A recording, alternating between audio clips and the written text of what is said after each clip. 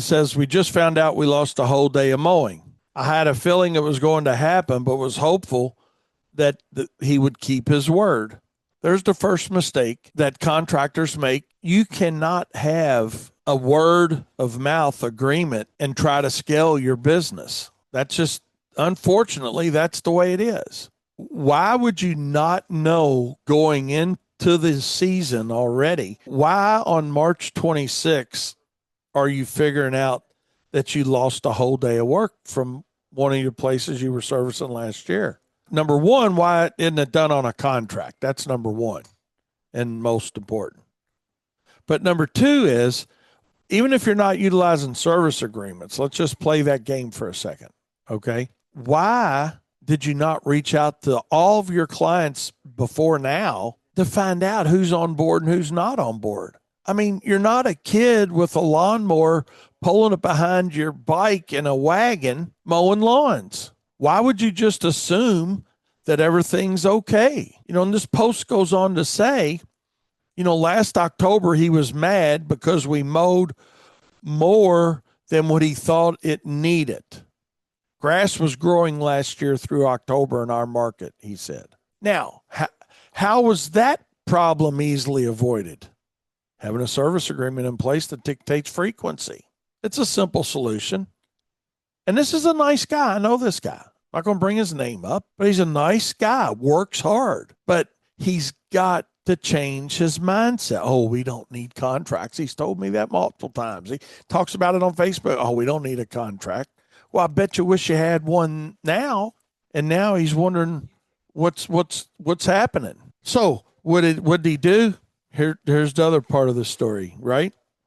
He said, after talking to him in October, I agreed not to charge him for 2 weeks of mowing for the month if he agreed that we still do it this year.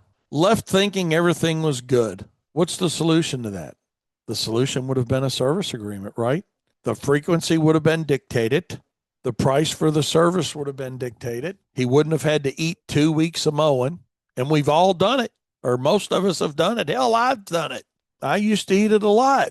I've tried to help this guy. I've tried to get him to listen to Turf's Up Radio. I've tried to get him in a profit circle, but no, man, I ain't doing it.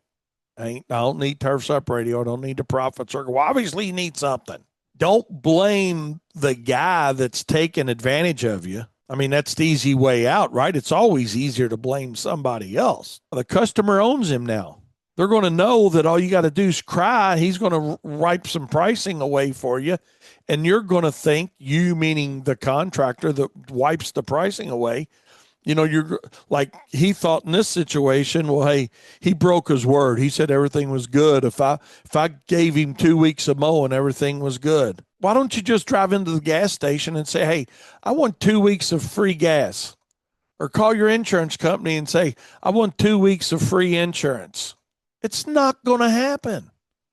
Call your landlord and say, hey, I want 2 weeks of free rent, or I don't want to make my mortgage payment this month. They're not going to go along with that. Why?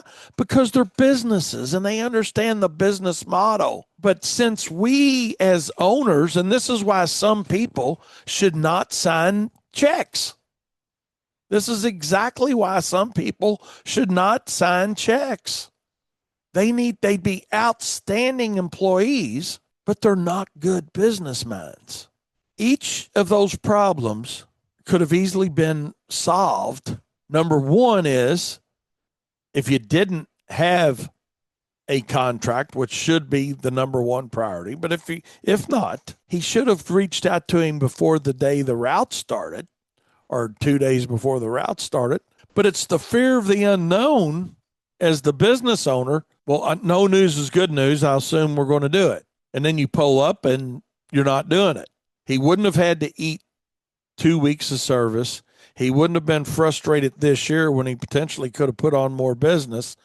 And now he's probably just waiting for the phone to ring for somebody to call up and say, hey, I'm looking to get my grass cut. What do you charge to cut an acre? And then he's not literally going to say, but really say, because he's demonstrated it in his post, what do you want to pay? What do you want to pay me to cut an acre. That's what I'll do it for, probably. I guarantee you there's no price structure in play. 100% guarantee. He thinks he's got price structure, but he doesn't. Because if he did, he wouldn't have done this. He goes on to say it's also why I won't ever be big, because I'm not going to take advantage of somebody and lie just to make a dollar. That's a very nice comment, but none of that sentence really makes sense. I guess that it's also why I won't ever be big. Well, he's already said he's never going to be big, right? Right there. And big is definition of whoever's using it, right? I mean, maybe that's 5 trucks to him. Maybe that's 100 trucks to him. I don't know. I know he's currently trying to do 2, or was. I don't know. Don't know, don't care. But my point is, when you say that's why I won't ever be big because I'm not going to take advantage of somebody. Well, you don't get big by taking advantage of somebody. You don't get big by lying to people.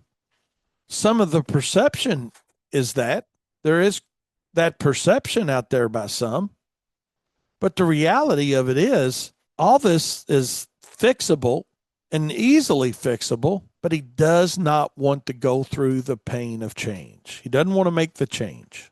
You wrote money off and you lost the account. Why would you put yourself in a position to have to absorb both of those things? I'll tell you why.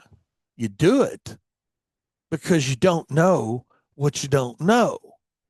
And we're going to head that list up with, you don't treat yourself as a business mind.